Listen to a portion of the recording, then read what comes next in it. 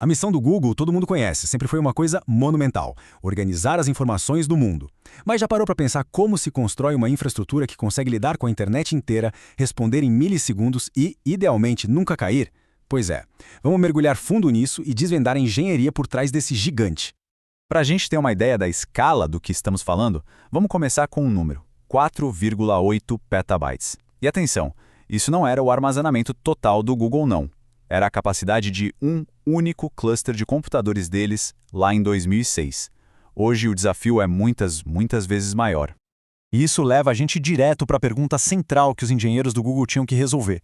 Eles não tinham acesso a supercomputadores caríssimos à prova de tudo. A solução tinha que ser outra, completamente diferente. Como é que se cria um colosso digital que seja absurdamente rápido e confiável, usando milhares de computadores comuns, sabe? Peças que, a gente sabe, uma hora ou outra quebram.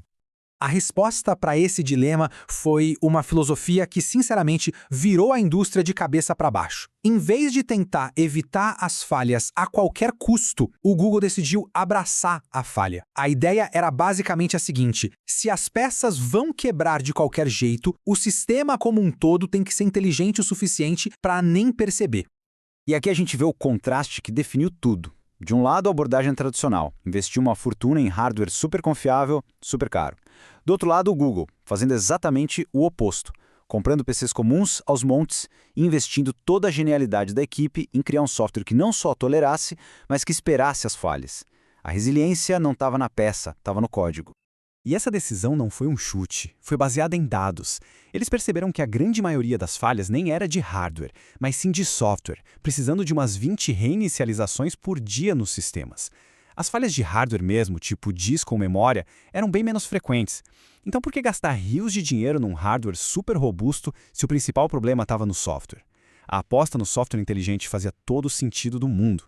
E junto com essa tolerância a falhas, tinha uma outra obsessão: performance.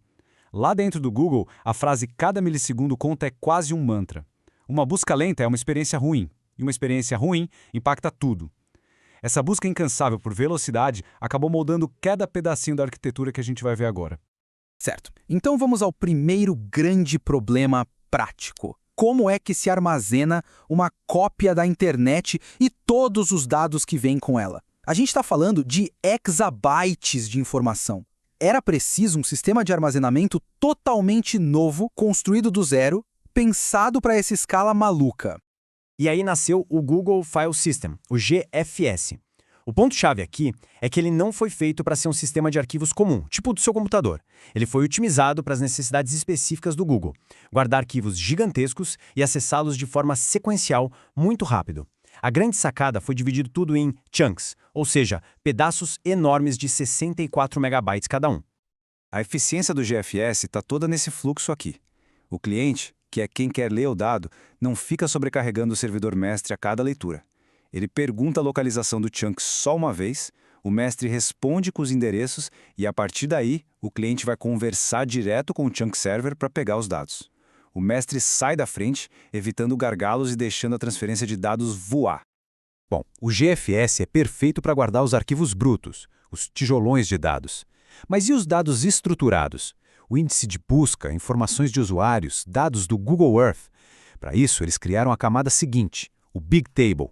Pensa nele como um banco de dados distribuído, projetado para guardar e acessar quantidades absurdas de dados bem organizadinhos. A estrutura do Big Table é simplesmente fascinante. Não é uma tabela normal, bidimensional. É como um mapa tridimensional de dados. Cada dado é encontrado por uma chave de linha, tipo a URL de uma página, uma família de coluna, como o conteúdo ou links, e um carimbo de tempo, o que permite guardar várias versões do mesmo dado. Essa flexibilidade é o que faz o Big Table ser usado para quase tudo lá dentro do Google. Ok, já temos como armazenar tudo. Mas agora, como a gente faz milhares de máquinas trabalhando ao mesmo tempo não virarem um caos completo? Como elas decidem quem é o líder de uma tarefa, quem pode acessar um recurso por vez? Precisava de um coordenador, um maestro para essa orquestra. E esse maestro é o Chubby. A melhor analogia é pensar nele como o sistema nervoso central de toda a infraestrutura do Google. Ele é, na essência, um serviço de travas distribuídas. Quando um sistema como o GFS precisa eleger um novo mestre, por exemplo, ele pede para o Chubby criar uma trava. Quem conseguir pegar a trava primeiro, vira um novo mestre. Simples na ideia, mas absolutamente vital na prática.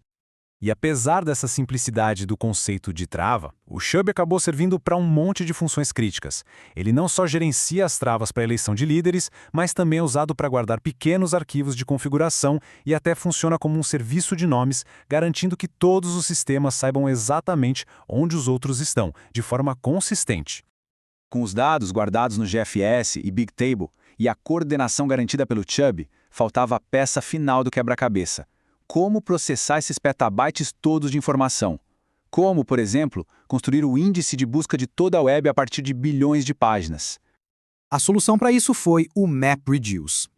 E MapReduce é mais que um programa, é um modelo de programação que tornou a computação paralela muito, mas muito mais simples. A ideia é genial, ele esconde todos os problemas difíceis, como dividir o trabalho, lidar com máquinas que falham no meio do caminho, balancear a carga, e deixa o desenvolvedor focar em apenas duas funções, o map e o reduce. Vamos ver como isso funciona na prática. Primeiro, os dados são quebrados em pedaços. Na fase map, um monte de máquinas trabalham em paralelo, cada uma processando o seu pedacinho. Pense em contar palavras em milhões de livros. Cada máquina conta as palavras de um livro só. Depois, os resultados são embaralhados e agrupados, e, finalmente, na fase Reduce, outras máquinas agregam esses resultados. Uma máquina soma todas as contagens da palavra sistema, outra da palavra livro, e assim por diante, gerando o resultado final consolidado. Então, depois de ver tudo isso, o que a gente pode aprender? A arquitetura do Google não é só um conjunto de ferramentas impressionantes. É uma filosofia de engenharia que teve um impacto gigantesco em como sistemas de larga escala são construídos hoje em dia. Os princípios fundamentais por trás de tudo são bem claros. Primeiro, simplicidade. Cada componente tem que fazer uma coisa e fazer essa coisa muito bem. Segundo, desempenho. Cada milissegundo realmente importa. E terceiro, testes rigorosos, com aquele lema de se não quebrou é porque você não testou direito. Foi essa mentalidade que permitiu criar um sistema tão complexo e ao mesmo tempo tão incrivelmente robusto. As soluções do Google, como GFS e MapReduce, definiram uma era inteira da computação. Mas a tecnologia, a gente sabe, nunca para. E isso deixa uma pergunta no ar para o futuro. Quais serão os novos desafios quando a escala de dados for 1000 vezes maior do que é hoje? O que será que vem depois? A busca por organizar a informação do mundo, pelo visto, nunca termina.